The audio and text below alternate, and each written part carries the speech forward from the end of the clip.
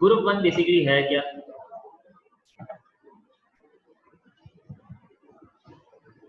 Group one में पहले तो याद रखें द ग्रुप वन,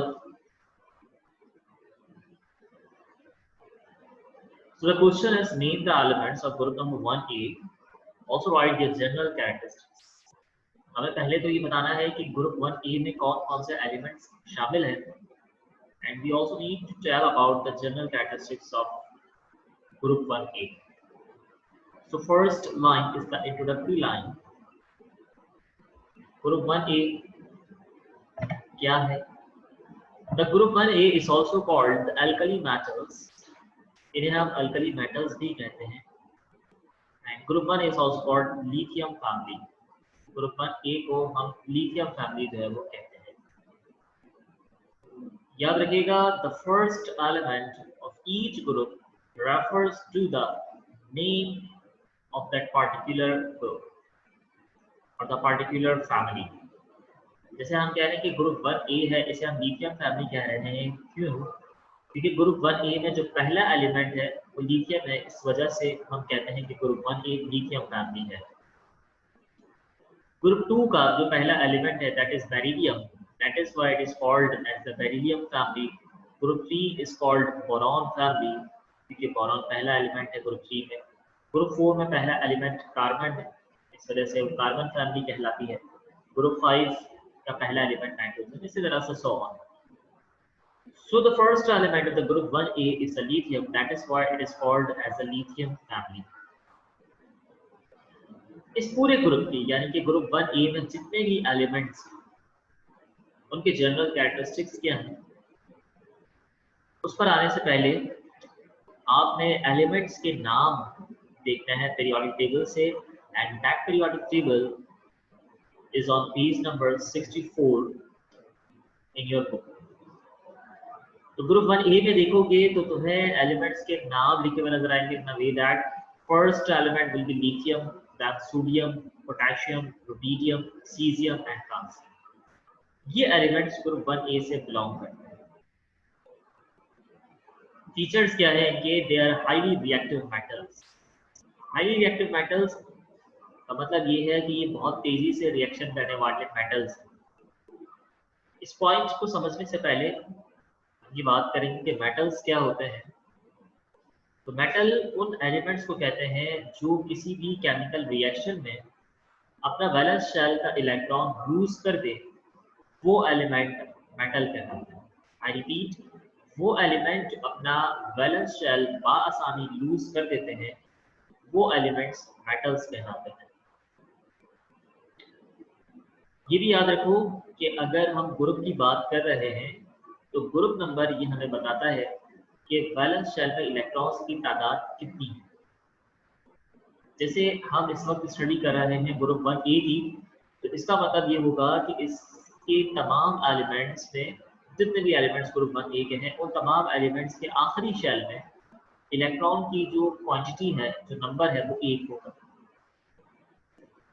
इसी तरह से ग्रुप नंबर 2 की अगर हम बात करें तो ग्रुप 2 में इलेक्ट्रॉन की तादाद जो है वो 2 होगी.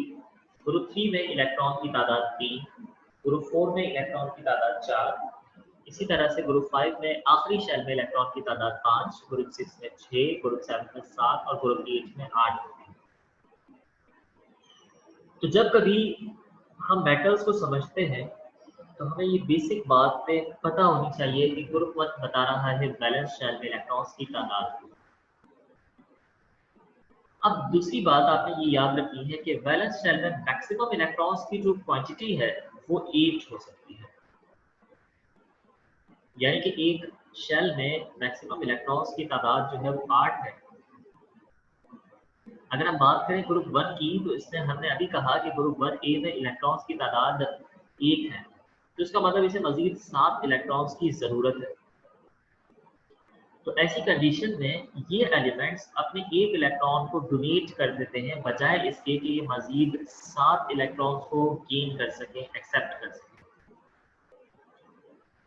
इसी तरह से अगर मैं तुम्हें एग्जांपल दूं ग्रुप 2 की, तो group 2 has 2 electrons in the valence shell and it further required 6 electron, 2 electron इसके पास मौजूद होंगे क्योंकि ग्रुप 2 का एलिमेंट है, इसे मजीद 6 इलेक्ट्रॉन्स की जरूरत है।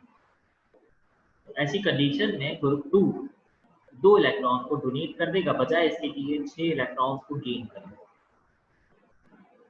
तो अगर आपको क्लियर हुई बात मेटल्स की, तो मेटल्स वो एलिमेंट्स हैं जो अपना वैलेंशियल इलेक्ट्रॉन को डोनेट करते हैं, लूज करते हैं। और लूज क्यों करते हैं इसका रीजन मैंने आपको बताया, क्योंकि इन्हें इलेक्ट्रॉन जितने इनके पास मौजूद है उससे कई ज्यादा इलेक्ट्रॉन्स की जरूरत होती है शेल मुकम्मल करने के लिए, लिहाजा it is feasible for such elements to lose the electron. इसी तरह से मेटल्स का बात अगर मजीद मैं आपको बताऊं तो मेटल्स से तो ये समझ में आता है वो एलिमेंट जो इलेक्ट्रॉन्स को डोनेट करें, वो मेटल्स कहलाते हैं। सवाल ये है कि अगर एलिमेंट मेटल्स के अलावा अगर सवाल ये है कि अगर एलिमेंट इलेक्ट्रॉन को गेन करता है तो उसे क्या कहेंगे। तो याद रखिए कि अगर एटम इलेक्ट्रॉन को डोनेट करता है दैट आर कॉल्ड मेटल्स, और अगर वो इलेक्ट्रॉन को गेन करेगा तो वो नॉन मेटल कहलाएगा। लूज करेगा तो मेटल और अगर गेन करेगा तो नॉन मेटल। लाइक सपोज करते हैं हमने कहा ग्रुप 1A के पास आखिरी शेल में 1 इलेक्ट्रॉन है, इसे मजीद 7 इलेक्ट्रॉन की जरूरत है, तो लिहाजा ये एलिमेंट्स अपना 1 इलेक्ट्रॉन डोनेट कर देंगे। अब बात करते हैं ग्रुप 7 की, तो ग्रुप 7 के अंदर वो एलिमेंट्स हैं जिनके आखिरी शेल में 7 इलेक्ट्रॉन है, इन्हें मजीद 1 इलेक्ट्रॉन की जरूरत है, लिहाजा ये 1 इलेक्ट्रॉन को गेन करते हैं। So this is the basic distinguishing feature between metal and non metal. तो group 1A are highly reactive metals. Highly reactive हैं क्यों? क्योंकि इनके पास एक ही इलेक्ट्रॉन है आपके शेल में, लिहाजा ये फौरन या बाआसानी अपने शेल के इलेक्ट्रॉन को लूज कर देते हैं। याद रखिए जब कभी एटम इलेक्ट्रॉन को डोनेट करता है, लूज करता है, तो उस पर प्लस का चार्ज आता है। सेकेंड पॉइंट आप देख रहे हैं, they are electropositive in nature. Its mean what कि ये एलिमेंट्स अपना इलेक्ट्रॉन डोनेट करते हैं and gets the positive charge. अब let's suppose if the atom is going to donate a single electron, it will be having a single positive charge. अगर atom ने 2 electron donate किए हैं तो उस पे 2 प्लस चार्जेस आएंगे। अगर 3 इलेक्ट्रॉन डोनेट करेगा तो 3 प्लस के चार्जेस आएंगे। इसी तरह से अगर एलिमेंट, अभी तो हम बात कर रहे हैं कि डोनेट करेगा तो उसके प्लस का साइन आएगा, तो अब बात मेरे ख्याल में आपको समझ में आ गई होगी। तो नॉन मेटल्स वो होंगे जो गेन करेंगे, और अगर ये 1 इलेक्ट्रॉन गेन करेंगे तो इन पे -1 का साइन आएगा। अगर ये 2 इलेक्ट्रॉन्स गेन करेंगे तो इन पे -2 का साइन होगा। इसी तरह से सो ऑन। तो metals always be having the positive charges. Depend करेगा कितने इलेक्ट्रॉन्स उन्होंने डोनेट किए। 1 डोनेट किया तो 1 प्लस, 2 डोनेट किए तो 2 प्लस, 3 डोनेट किए 3 प्लस आए। और नॉन मेटल्स जिनके ऊपर माइनस के साइन आते हैं और ये बताते हैं कि माइनस साइन कितने इलेक्ट्रॉन्स एटम ने गेन किए। अगर लेट सपोज मैं आपसे कहता हूँ कि एक एटम पे -3 साइन है, तो इसका मतलब क्या है? इसका मतलब ये है कि इस एटम ने 3 इलेक्ट्रॉन्स को एक्सेप्ट किया। ग्रुप 1 का थर्ड पॉइंट ये है कि they have low melting point. इनके जो मेल्टिंग पॉइंट है वो लो होते हैं। फोर्थ पॉइंट हम बार बार पढ़ रहे हैं, valence shell contains a single electron. They form the ionic compound. ये आयोनिक कंपाउंड जो है वो बनाते हैं। आयोनिक कंपाउंड्स क्या होते हैं? Ionic compounds are those compound which are formed by the sharing of electron, by the sharing of ion, by the formation of ions, जिसके अंदर आयंस बनते हैं। यानी कि एक एटम इलेक्ट्रॉन डोनेट करेगा और दूसरा एटम उस इलेक्ट्रॉन को एक्सेप्ट करेगा, then such compounds will be called as the ionic compounds. So these are the general characteristics and the elements of group 1A. Now I am about to start the general characteristics of group 7A.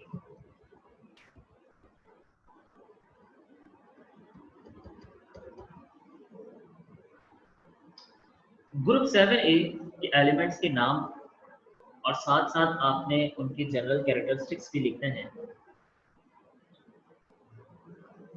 So the very first point, which is the introductory line about group 7A, it is called the chlorine family. ये बात हमने पहले भी की है कि अगर group 1A की बात हो रही है तो इसका मतलब है कि पहला element and that first element is the lithium, तो group 1A is also called lithium family. Group 2 का पहला एलिमेंट बेरिलियम है, तो ये एलिमेंट की फैमिली बेरिलियम फैमिली कहलाएगी। ग्रुप 3 का पहला एलिमेंट बोरॉन है, तो group 3 is also called boron family. Group 7 has the first element fluorine, so the family name will be fluorine family. Group 7 को फ्लोरीन फैमिली के अलावा हम हेलोजेंस या सॉल्ट फॉर्मर्स भी कहते हैं। और ऐसा क्यों है? क्योंकि एलिमेंट ग्रुप 7 का अगर कभी भी ग्रुप 1A के एलिमेंट्स के साथ रिएक्शन करता है तो वो हमेशा सॉल्ट बनाता है। लेट्स सपोज कि क्लोरीन एटम है ग्रुप नंबर 7 का, ये रिएक्शन कर रहा है ग्रुप 1 के सोडियम के साथ, ये फॉर्म करेगा सोडियम क्लोराइड। और सोडियम क्लोराइड क्या है? टेबल सॉल्ट है, जो हम अपनी डाइट में, हम अपने खानों में इस्तेमाल करते हैं। इसी तरह से सोडियम फ्लोराइड भी हो सकता है, पोटेशियम क्लोराइड हो सकता है, एंड सो ऑन। क्योंकि ये ग्रुप और नॉर्मली मेटल्स के साथ रिएक्शन करके ये सॉल्ट बनाते हैं, that is why they are called halogens या सॉल्ट फॉर्मर्स। इनके जनरल कैरेक्टरिस्टिक्स क्या है? The first point, they are non metals. Non metals क्या है? वो एलिमेंट जो वैलेंस शेल में इलेक्ट्रॉन्स को गेन करते हैं, वो नॉन मेटल्स कहलाते हैं। इन कॉन्ट्रास्ट मेटल्स क्या आते हैं? वो एलिमेंट जो इलेक्ट्रॉन को डोनेट करते हैं, वो मेटल्स कहलाते हैं। और नॉन मेटल्स की अगर हम बात करें तो non metals are those elements which accept the electron in the valence shell. जो वैलेंस शेल में इलेक्ट्रॉन्स को एक्सेप्ट करते हैं वो नॉन मेटल्स कहलाते हैं। एग्जाम्पल अगर कंटिन्यू करूं तो मैं कहता हूं कि ग्रुप 7 का मतलब ये है कि जितने भी एलिमेंट्स हैं इस ग्रुप में, चाहे वो पहला एलिमेंट फ्लोरीन, दूसरा एलिमेंट क्लोरीन, तीसरा ब्रोमीन, चौथा आयोडीन हो, इनके आखिरी शेल में इलेक्ट्रॉन की तादाद 7 है, यानी कि 7 इलेक्ट्रॉन्स इनके पास मौजूद है और मजीद एक इलेक्ट्रॉन चाहिए।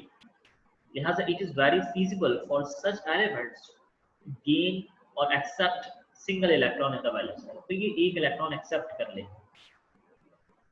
तो चूंकि इन्होंने इलेक्ट्रॉन एक्सेप्ट किया है, लिहाजा ये एलिमेंट्स नॉन मेटल्स कहलाते हैं। इन कॉन्ट्रास्ट ग्रुप 1A जिसके आखिरी शेल में सिर्फ एक इलेक्ट्रॉन मौजूद है, अब इसे मजीद 7 इलेक्ट्रॉन की जरूरत है, तो इसके लिए मुनासिब बेहतर ये है कि ये एक इलेक्ट्रॉन डोनेट कर दें, दैट इज व्हाई ये मेटल्स कहलाते हैं। तो वो एलिमेंट जो अपने इलेक्ट्रॉन डोनेट करते हैं वो मेटल्स, और जो एक्सेप्ट करते हैं वो नॉन मेटल्स कहलाते हैं।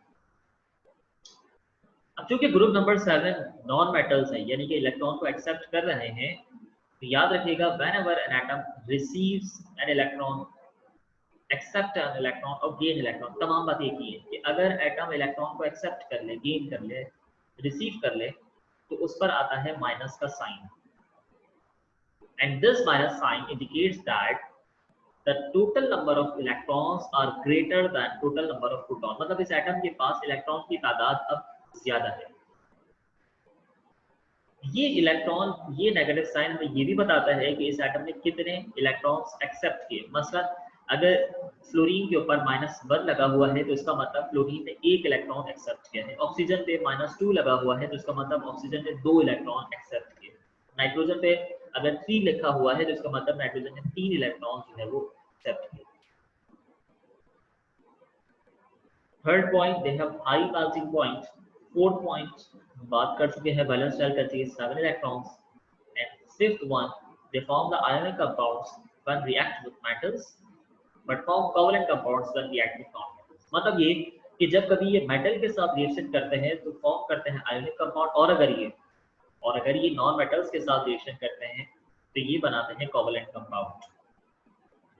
अब ये आयोनिक कंपाउंड क्या है? आयोनिक कंपाउंड बनते हैं जब कभी एक एटम इलेक्ट्रॉन को डोनेट करे और दूसरा एटम इलेक्ट्रॉन को एक्सेप्ट करे,